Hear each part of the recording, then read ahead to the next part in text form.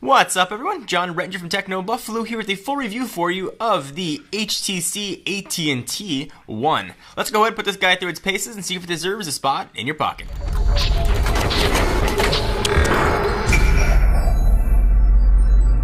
Alright, so in this video, I'm going to update the things I talked about in the initial review of the HTC One. As a reminder, that was a unlocked, non-carrier branded unit.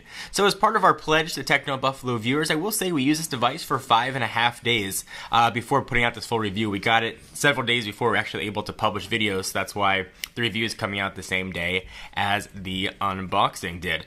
Alright, so a few things are different here than the previous unit that we tested. First, got a teeny tiny little AT&T branded logo on the back. I really like what AT&T and HTC have done. That's the only carrier branding on here. Very subtle and really nice. So the big addition is the inclusion of LTE. And the big question about that was not it was going to be a drain on battery. I actually found the battery in the HTC One in our initial review to be pretty solid. I was able to get through a full day no problem. LTE drained it somewhere between 3 and 6-ish%, so not as much as I expected. And I will say my daily usage generally comes off the charger around 7:30. Goes back on the charger around midnight. About 2-ish hours of phone call. It's generally connected to Wi-Fi when I'm at the office or at home. Play some games, some texts, maybe watch a YouTube video or two, but I'm easily able to get through a full day. I did try and push it and watch more YouTube videos than usual, about 45-ish minutes of video, and I still was able to get through a full day. I was a little bit concerned about how battery life was going to be with LTE, but really wasn't an issue here either. So one of the problems that I had with the unlocked unit was GPS. I had a hard time picking up a signal.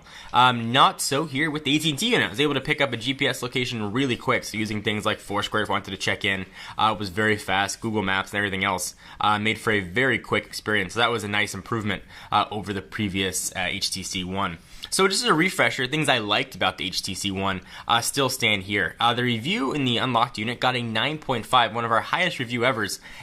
And I did say it was one of the phones that I would sign a 2-year contract to very happily. I love everything about this phone, from the aluminum back to the way the phone feels, sort of the cool touch that it's got to the hand when you pick it up in the morning, to that gorgeous 4.7-inch 1080p screen. Everything about this phone screams high quality. The speakers here and boom sounds and absolutely great. It's not going to do any justice to show you what those speakers sound like or put video on here. It's got to go from here to the microphone to you guys, but suffice to say, speakers on this guy are incredibly awesome. So I do the same thing I did with Blink Feed. I go ahead and push it off all the way over to the left hand side of the screen. You can choose to do what you want. When you click an article, like, hey, here's Techno Buffalo on Blink Feed, it'll pull up an article inside of a mini viewer. I really like that as well.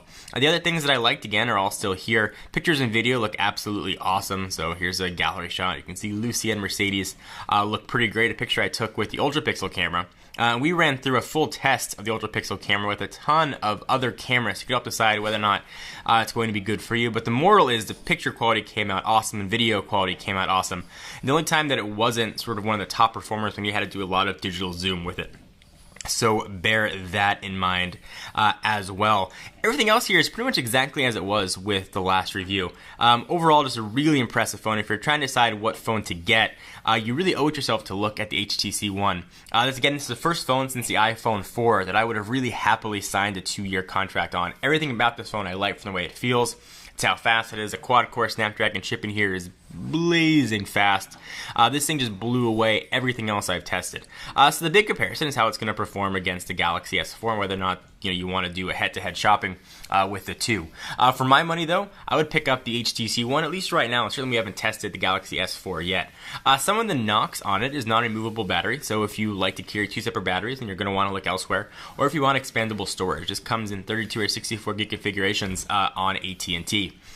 So I would have liked to have had expandable storage. The non-removable battery isn't so much an issue for me when I travel. Usually I'll carry an external battery with me anyway that I can just plug in and charge, and I can charge a ton of devices, not just for a phone.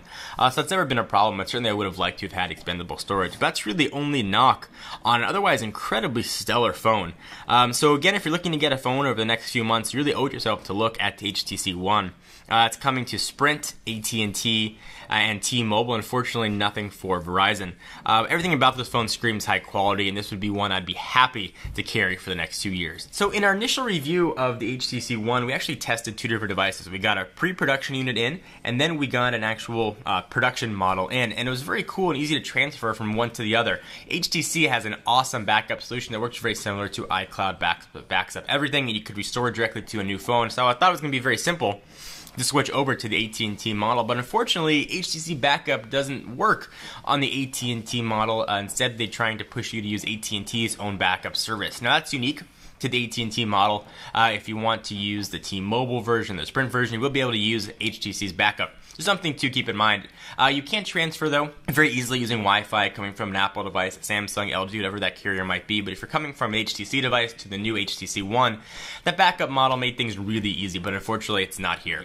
So I hope you guys enjoyed. Please give this video a thumbs up. And again, link is going to be down below to our full review of the HTC One, the unlocked model. We've updated that review to reflect what we found with the carrier unit. So I'd love to hear your thoughts on that as well. Again, I'm John Rencher from Techno Buffalo. Give this video a thumbs up. We definitely appreciate it. And I will see you guys in the next video.